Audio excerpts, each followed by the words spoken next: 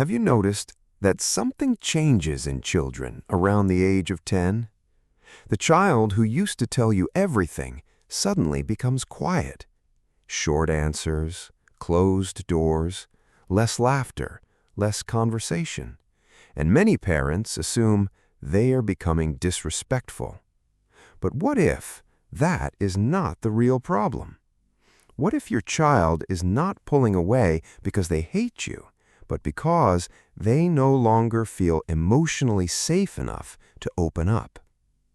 Today, we are going to talk about why children emotionally disconnect from their parents around age 10, what modern parenting is getting wrong, and what God designed families to become instead. Welcome to Parenting That Works. This channel is dedicated to helping parents raise emotionally healthy, spiritually grounded, and confident children through wisdom, love, and godly parenting. If you are a parent trying to build a stronger relationship with your child in today's confusing world, subscribe and join this family. Now, let us talk about what is really happening when children stop talking to their parents. Psychologists have observed that children begin experiencing major emotional and mental changes between the ages of 9 and 12. This stage is sometimes called emotional individuation. In simple terms, your child starts becoming more self-aware.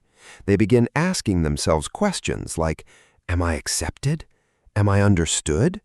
Can I trust my parents with my emotions? Will I be judged if I open up?" And this is where many parents unknowingly lose emotional access to their children. Not because they stopped loving them, but because communication slowly became correction instead of connection.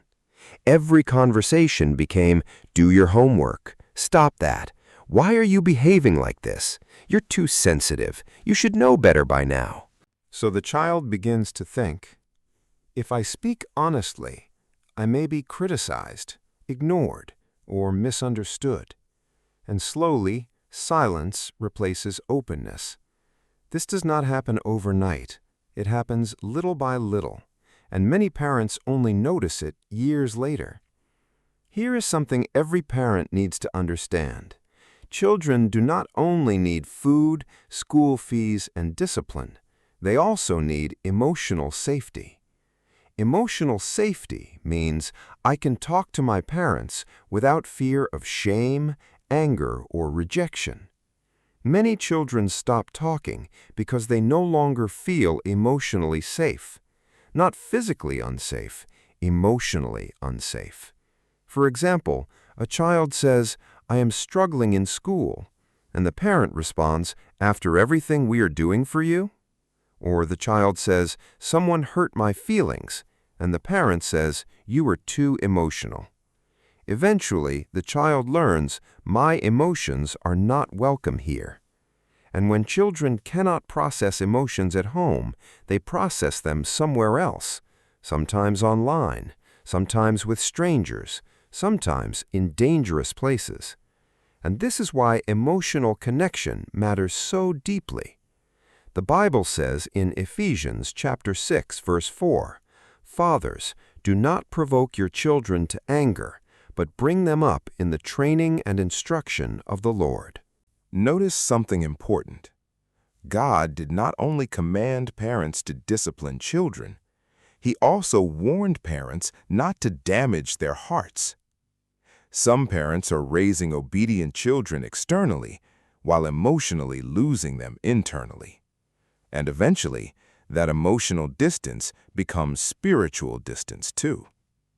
Godly parenting is not only about controlling behavior, it is about shepherding the heart. Jesus himself modeled emotional connection.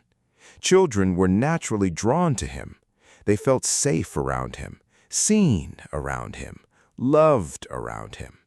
That should challenge all of us as parents. Here are some warning signs many parents ignore. Your child gives one-word answers, avoids conversations, spends excessive time alone, becomes irritable easily, hides emotions, stops sharing school experiences, becomes more connected to devices than family, and no longer asks for your opinion. Sometimes parents react by becoming stricter, but stricter control without emotional connection often pushes children further away. Children open up where they feel understood, not where they feel constantly inspected. So, what can parents do? Listen more than you lecture. Many children are not asking for perfect parents. They are asking for present parents. Create judgment-free conversations. Sometimes your child needs you to listen before correcting. Not every conversation needs a sermon. Spend intentional time together. Children often open up during ordinary moments, driving together, eating together, walking together, cooking together. Connection grows in small moments. Apologize when necessary. Healthy apologies build trust. A child who hears, "I was wrong," "I am sorry," learns humility and emotional honesty. Pray with your child, not only for them, with them. Prayer creates emotional intimacy in families. It reminds children we are facing life together with God. If your child has started becoming quiet, do not panic and do not assume you have already lost them.